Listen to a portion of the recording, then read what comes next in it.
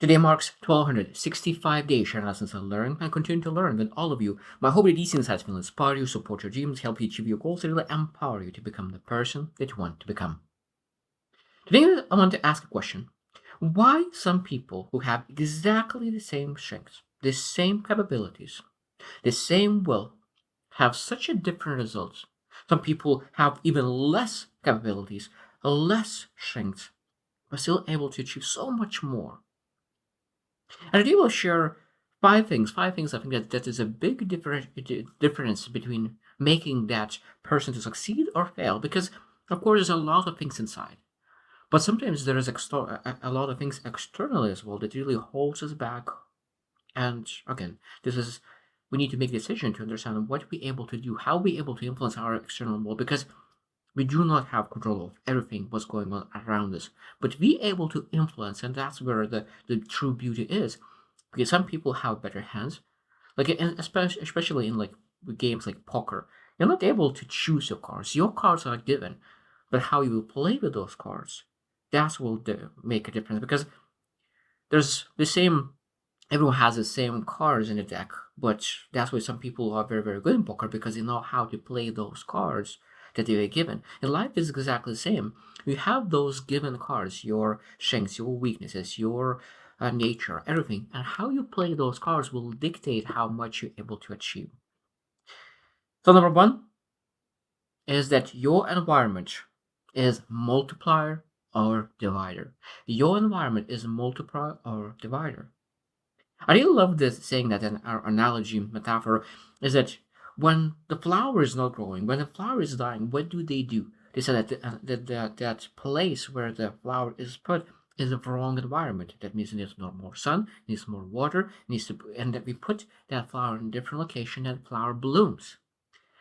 And I think that's exactly what we need to understand about people as well. That an environment that the person is could be destroying that person.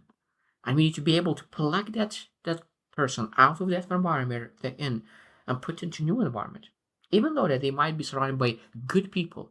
It might be that that person is surrounded by good people, but those good people do not have the vision that this person have. And because they have different vision, now that person is held back by good people. I think that's again one of the key things that we need to understand that good people are most likely those people who actually hold back people who are a little bit different. That means not better, different. Who wants to pursue a vision for themselves, who wants to pursue a bigger vision, and wants to pursue something that is meaningful for them. And maybe they are outside of their path. So that means environment is such an interesting topic. But again, we need to understand that, as I said at the beginning, we're able to influence those things. So that means we're not able to choose them as our environments, but to be able to say, if my environment is not supporting, how I could really start bringing other people into my life, how to bring other situations in my life, how to really adjust my situation, my environment as much as I can. You'll not be able to change 100%, but maybe able to change to 50%, 60%, 80%. How much you're able to change, and maybe in the future you'll be able to change 100%. But being able to influence, because I think sometimes we give up, I'm not able to do anything. We are not able to control. You're not able to control, but you're able to influence and able to adjust. And that's why I think that where we able to succeed. And again, that's why so many people where there's two people, exactly same capabilities. One succeeds and one fails. Because this person might have very supportive community around that and that encouragement uplifts them. It might be that other person have a community around them who really sabotage that person and is brought down because of that. So two people, exactly same abilities, but they have total different results. And then that person needs to really learn how to separate himself to really grow up again. Well, number two is timing and opportunity. Again, when preparation meets opportunity, then success happens. But I think that timing is very important because some opportunities, and I remember I was looking at one of them researchers where it did like when you looked into startups and what was the key aspect of startups, why they succeeded, what was the main key attribute to a startup that really succeeded and make things happen. And one key attribute, the number one key attribute was timing. Timing, such an important thing. That means that you can put exactly the same effort, You put some exactly the same effort to your business, to your endeavor, but because one person has a better timing for his opportunity, will outperform the person who might be that his opportunity is wrong timing still. It might be that this person is not ready. Like there's so many things at timing. So when you ask, not just about the you, but about the season of yourself. Something might be that you're in the wrong season. I really love that's when there's 4 seasons. And I think that in our life we have those seasons as well. Sometimes we have winter for ourselves, we have spring for ourselves, we have summer for ourselves, and we have autumn for ourselves. So then when winter is for calming, to understand, to reflection. Spring is for planting a seed, to really everything is rebirthing, to really go and pursue something. Summer is harvesting, really working with the heart to really take advantage of the spring. And autumn again looking to make sure that we store all the things that we harvested for the winter, because winter will be the time to really reflect and replenish. That means every single person has seasons, and if you start to really trying to plant a seed in the winter, it might be that it will not work, even though that you put so much effort, but you're not able to get anything out of it. Um, And I love this saying that if something is not bloomed yet, it doesn't mean that it never bloomed. Because probably I've heard 1,000 times there is Chinese bamboo tree that first 5 years is stuck in the ground and it doesn't get out of the ground, but in the fifth year it just goes 80 feet above the ground super fast. And a lot of times, so I think that it depends what kind of opportunity we pursue. Some opportunities are short term and gets short term results, and some is long term, but it requires a big runway to really start scaling. Number three is belief systems and mindset, and this is totally internal thing. That means that two people, exactly the same talent, exactly the same capabilities, everything seems the same, but one person says, I can do whatever I want. Other person, I don't know if I can. I probably fail. I will fail. I'm not that good. I'm not enough. I don't deserve success. So this person actions will be different because he believes that those actions will lead to success. And this person, because his attitude might be wrong, will not take actions necessary to really succeed. And that's just against self um, prophecy that you really make to yourself, because I think that self-fulfilling prophecy, that's what I was looking for. This person has self-fulfilling prophecy, and both of them have at least he thinks that he will succeed and he takes actions, and those actions lead to success. And this person believes that he will not succeed, and of course those actions lead, and he believes that he will fail, and of course he doesn't take action, so the audience take action, and that's why, because I failed. Number four, access to information and strategy. I think this is again important, and I think that this is one of the biggest separators. Some people do not have just the access to better information, but where to get this better information? I think that this again, where we able to have that influence, because I think that sometimes we do not know what we don't know. We do not know what we don't know.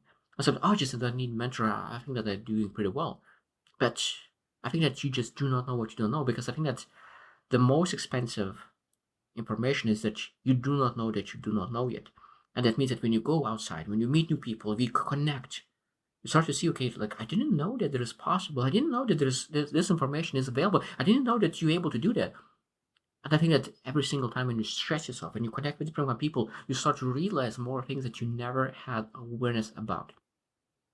And I think that at that moment we get more feedback, we have roadmaps, we have frameworks, and those frameworks allow us to achieve much more. So that's why some people who are exactly the same, one person just do not have access to that strategy, do not have access to the information, or this person has access to more information and he moves and succeeds so much more. Even though the two people are identical in every aspect of their life, the only thing the difference is access to information. And I think that ability to access information is very important in seeking that information, seeking access to it. I think that the most important that information seeking is always through networking and being ability to really gather information through connections.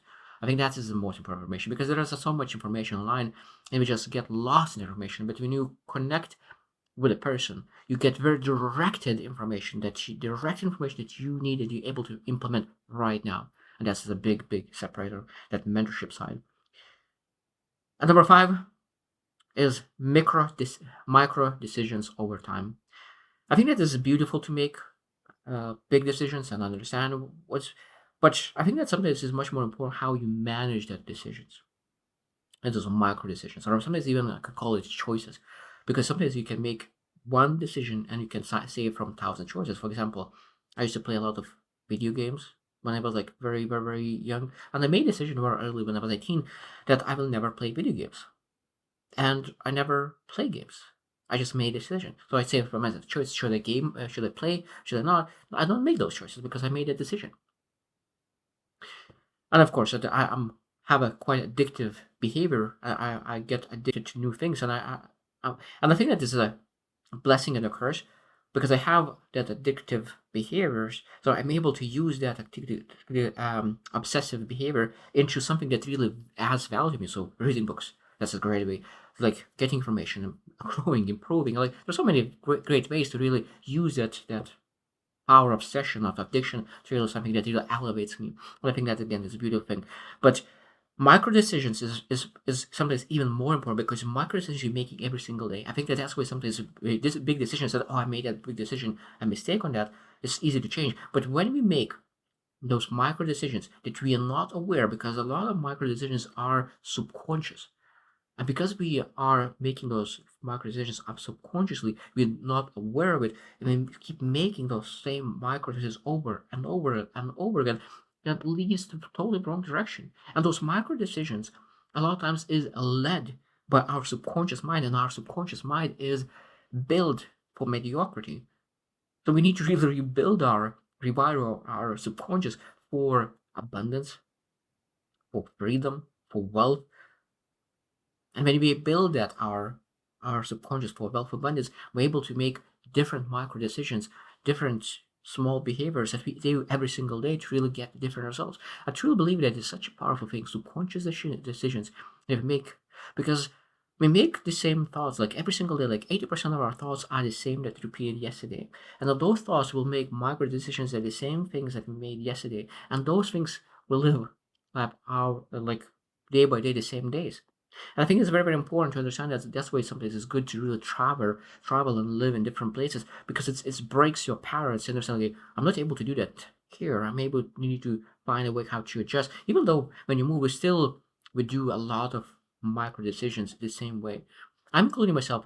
There's so many things that I still working to improve, get better, because I know that I didn't achieve my best version of myself yet, but I'm looking towards really finding the way how to express myself better, how to connect, how to be more present. There's so many things that I need to still improve, but I know that the more aware I will become, the more I will be able to adjust and improve. And that's again, those micro decisions really separate people, because people who make the same decisions, they are the same capabilities, the same strengths, everything's the same. It seems they're supposed to have exactly the same results, but one is making micro decisions good, another person doesn't make any good decisions. And that's where one person will have massive success, another person is not, because those micro decisions makes a difference. So I hope that you will reflect as well on the things that they share today, and I hope that you will start to look into how I am dealing with those, and maybe I could really start separating myself, really succeeding in a new level. Maybe I don't have a massive success, but maybe I want to be a little bit better. And if I could adjust a few things, I could really be much better, make a little bit more money, I can have a little bit more freedom, I have a little bit more resources. I really make sure that I have a little bit more abundance, a little bit more fulfillment, a little bit more joy, because I think that's very, very important to really not settle for anything, always seeking just a little bit more of something great and unfulfilling. So I hope you choose to win, and see you tomorrow.